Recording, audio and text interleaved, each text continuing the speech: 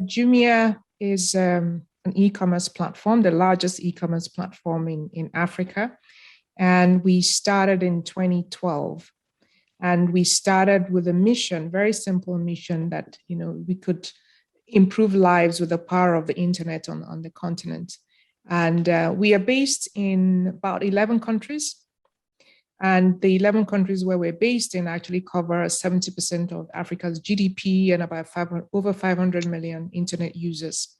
So the question is, like you said, what's the problem we're trying to solve?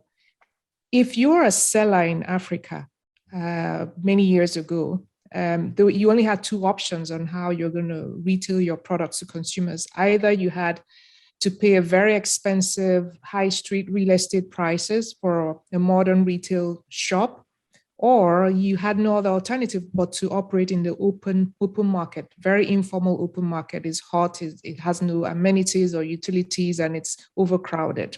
Those were the only options you had, especially if you were a small, medium enterprise just trying to get by.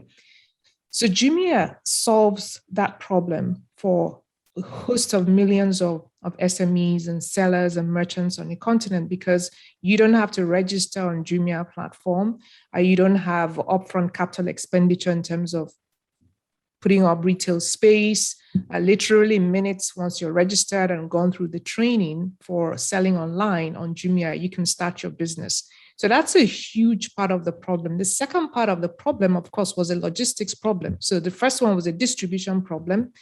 And even just staying on the distribution one, if you were a consumer, by the time you finally buy the product, chances are that the markups from the very long distribution chain from manufacturer to bulk breaker to wholesaler and finally to retailer and the neighborhood shop where you buy the item, you could be paying significantly more than you should as a consumer.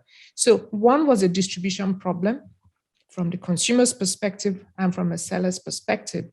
So we're bringing millions of consumers to interact and transact with sellers directly, with no intermediaries or any other agents in between.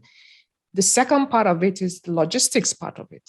We're also solving a logistics problem by integrating multiple logistics partners into one single integrated logistics, what we call it used to be called in my old Accenture days as a 4PL, but what it is that you're using technology to integrate different asset owners, and then using Jumia's technology to also be the, manage the data and how they operate. So those. So can I ask a quick question about that? Yeah, so sure. Jumia doesn't own the logistics supply chain, but it has a platform that allows you to get the right players in there when you need them, where you need them.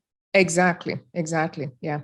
So it's an asset-light model, and where a lot of the investment that is required, because you have people who have the assets, you have people who have tricycles and vans and so on. But what was lacking was always the technology to integrate that together and to use the data to make quality decisions of where do you deliver, what timeline is it required, and so on and so forth. Yeah.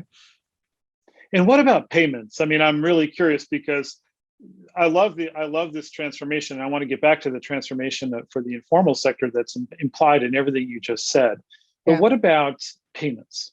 Exactly. So payments was another part of it, because I still remember about 2015, just not too long ago, if a consumer made a purchase on Jumia and we relied on just the payment through a card, a debit card or a credit card, and had to clear on the back end with a bank.